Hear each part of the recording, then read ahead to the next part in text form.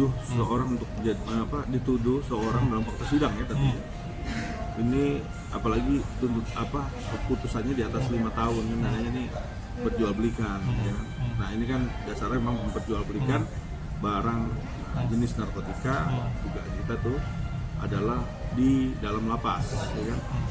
Setelah itu makanya kita lihat di sini ada apa sebenarnya. Kalau memang ini menjadi satu hal yang menurut kita ini melanggar satu HAM seseorang, karena memang apa sih yang menjadi pokok penting sehingga seorang terpidana ini harus di Nusa Kambangan? Separah itukah ya kan, atau seresidivis itukah, atau bagaimana kan gitu? Apa yang menjadi kekhawatiran pihak Bapas, Dirjen Pas, Kalapas, dan semua orang yang berwenang tentang narapidana ini, sehingga seorang ini harus dibawa ke lapas Nusa Kambangan? Karena ini orang yang benar-benar parah banget yang itu, pembunuhan secara ini, korupsi yang luar biasa, tentunya hal-hal yang membuat kita takut kan gitu. Kalau memang enggak, ya kita masih bisa upaya. Tentunya kita harus melakukan upaya hukum, memberikan satu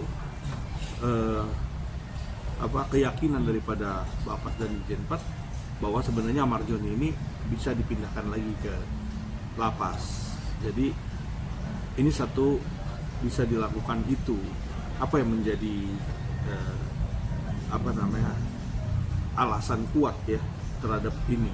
Nah, ini juga harus bisa diseimbangkan antara yang tadi saya bilang, equality before the law. Semua masih orang ya di dalam proses hukum aja, masih dalam proses putusan aja, walaupun dia sekarang lagi melakukan banding, itu juga belum bisa dinyatakan dia bersalah, walaupun dia lagi banding kan, belum tentu. Siapa tahu nanti PK-nya ini diterima kan gitu, berdasarkan fakta-fakta ya tentunya. Jadi menurut saya, kalau memang ada suatu surat ataupun syarat yang ditentukan oleh Dirjen Pas dalam hal ini, tentunya syarat-syarat itu harus memang benar-benar harus bisa dipertanggungjawabkan. Jadi saya yakinlah pasti negara pemerintahan ini juga nggak mungkin serta-merta menjolimi atau melanggar HAM kan. Lakukan aja surat, pengacaranya bisa apa yang menjadi keberatan, apa yang menjadi keinginan, atau apa sih dasarnya dia bisa bawa ke apa. Mungkin salah satu itu yang bisa melakukan upaya-upaya itu, selain juga nanti akan upaya hukum lain kan. Apa yang membuat abang yakin Amarjoni nanti bisa balik lagi ke lapas narkotika Cipinang? Kalau nanti keyakinan. harus apa syarat-syarat biar Amar bisa balik lagi ke? Ya jadi ya mungkin dari pihak Bapas punya pertimbangan yang kita juga belum tahu, harus disuratin dan harus dijawab juga kan, semua di mata hukum sama. Jadi pasti Dirjen Pas atau Bapas memberikan satu alasan kenapa harus di sana kan gitu. Apa sih yang memperberat dia di sana? Apakah dia juga mau ada di situ ada jaringan lain, atau di sana nggak ada jaringan, ketakutan ada jaringan-jaringan juga? Loh kok bisa gitu kalau ada jaringan? Kalau ada jaringan gitu. Jadi kita bertanya-tanya nih, kenapa harus ada sesuatu hal yang dikhawatirkan oleh seorang Amarjoni ya? Makanya pihak pengacara harus meyakinkan bahwa apa yang dijadikan satu ketakutannya daripada pihak Bapas sampai dia harus dibawa ke suami miskin, kan itu harus ada syarat, harus ada alasan. Nah, syarat alasan itulah dikonter oleh pihak pengacara atau pihak Amarjoni, bahwa dia meyakini bahwa dia tidak akan bisa dia mengedarkan atau menjual belikan di situ. Pertanyaannya adalah, tempat yang menjadi jual beli itu kan di lapas. Apakah itu untuk menghilangkan? Kita kan nggak tahu. Apakah itu untuk menghilangkan? Ya nggak? Untuk menghilangkan biar tidak di lapas. Sehingga kalau di suka miskin itu aman kan gitu. Nusa Kambangan. Maksudnya di Nusa Kambangan itu aman. Nah kalau di lapas nggak aman terus gimana caranya? Masih ada peredaran kah? Seperti apa? Jadi analogi ini kan harus kita berpikir. Kalau di lapas dia takut, ya takut ada penyebaran. Nah, terus di Nusa Kambangan dia aman nggak? Belum tentu kan. Nah itu yang ditakutkan oleh Aditya sebagai adiknya, karena Amarjoni saat yang di Nusa Kambangan dia benar-benar kena mental, psikis mentalnya terganggu dan stres. Sebegitu seremnya kan Bang Nusa Kambangan. Makanya kita harus memberikan surat kepada Menteri Hukum dan HAM. Kenapa?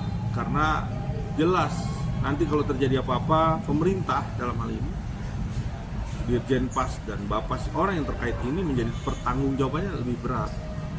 Dan kita kalau pengacara ataupun PH itu memberikan satu ruang dan kepastian dan juga pernyataan yang bisa meyakinkan dari pihak mereka, bisa mengakomodir dia bisa pindah ke lapas. Apa? Itu pasti ada jaminannya. Artinya jaminannya apa kalau dia melakukan itu? Ya kalau di lapasnya udah aman ya pasti aman lah. Tandanya harus memperketat proses yang namanya di lapas. Kan gitu. Nggak mungkin ada sebab, ada api, nggak ada asap. Nah, nggak mungkin ada peredaran kalau nggak ada yang bisa memasuki. Nggak bisa, ada ruang dan cara di situ. Nah, itulah yang harus dibongkar sebenarnya. Tapi apakah, ya tadi saya balik lagi, dia dipindah ke Nusa Kambangan untuk menghilangkan bentuk daripada lapas itu, sehingga lapas ini menjadi ngamblending. Wah, ada nggak sih peredaran narkoba di situ kan gitu? Itu kita menjadi bertanya kan di situ. Bang, jadi apa yang harus selain, karena bisa dibilang Bang Krista sebagai PH yang baru ini bilang Ahmad Zainuddin bukan seorang pengedar atau bandar kelas kakap internasional yang harus dipindahkan atau tahanan sebagai tahanan high risk atau yang di tahanan super maksimum. Menurut Abang gimana? Iya, saya menilainya seperti itu. Nah, dia kan residivisnya pemakai. Residivis pemakai mau dijadikan pengedar itu harus buktiin secara gamblang kan gitu. Pasal narkotika itu kan pasal yang harus pembuktiannya secara gamblang. Kalau dia melakukan tindak pidananya di lapas, tadinya lapasnya yang harus diobatin, dibenerin. Lapasnya harus diobatin. Diobatin, dibenerin. Orang di lapas kok, kecuali dia di luar. Kok di luar baru siapa pengedarnya, dia belinya di mana, dikejar. Tapi kalau di lapas, mau gimana? Itu kan juga pembuktiannya harus dijelasin. Jadi jangan ambil langkah secara memotong satu peristiwa kejadian sehingga tempat wadahnya juga nggak kita urusin gitu. Wadahnya kan ada, wadahnya di lapas. Karena di saat di persidangan Ahmad Zainuddin menyatakan pernyataan bahwa dia kenapa bisa memakai dan menjual tersebut karena bisa dapatkan barang itu seperti membeli kacang goreng yang sangat mudah di dalam lapas. Itu kejadian.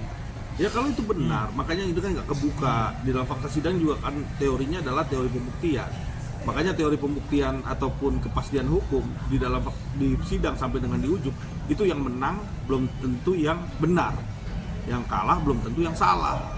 Itulah yang terjadi. Makanya sekarang ini kita lakukan satu hal yang benar-benar memviralkan atau memberikan satu statement yang memperkuat bahwa Ahmad Zainuddin itu adalah bukan pengedar. Kalau memang dia beli di lapas karena ada ruang dan kesempatan gitu loh, maka wadahnya yang harus diperbaiki, wadahnya yang harus dicari, bukan orangnya yang membeli di situ sebenarnya kan gitu logikanya.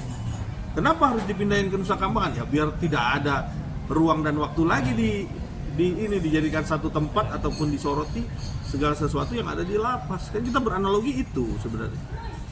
Ya sah-sah aja dengan keadaan itu, tapi ya balik lagi sekarang tinggal kita bersurat kepada Bapas, Dirjen Pas dan Kementerian Hukum dan HAM untuk bisa dijawab sebuah pertanyaan apa dasarnya dan bagaimana caranya mereka udah bisa memperkuat sehingga Ahmad Zainuddin itu harus ditaruh di sana, sehingga apa yang menjadi satu resiko nanti menjadi tanggung jawab siapa, ya kan, kementerian kah atau Bapas kah, Dirjen Pas kah, ya itu yang menjadi pokok penting. Karena apa? Karena seorang yang dilakukan di sana, apakah dia seorang residivis benar-benar dia adalah pengedar ataupun gembong narkoba kelas kakap. Nah, itu harus ditanya besar gitu loh. Apakah kita lihat di sini apalah majelis hakim sudah cukup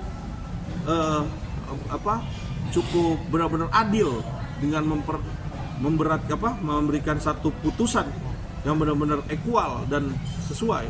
Nah, kalau belum tandanya kita harus upaya-upaya hukum lain. Kalau perlu dilakukan PK, itu menjadi satu stimulasi yang paling kuat dan konkret, saya rasa harus dilakukan saja.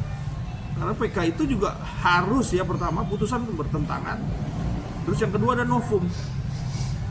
Dan tidak serta-merta karena Mahkamah Agung ini sudah sangat bisa dipertanggungjawabkan kalau ini memang hal-hal yang nggak perlu lagi diuji atau perlu lagi diuji. Kalau perlu lagi diuji tandanya Ahmad Joni bisa bebas demi hukum. Poinnya itu. Bebas demi hukum. Bebas demi hukum. Jadi Oke, siap, mantap.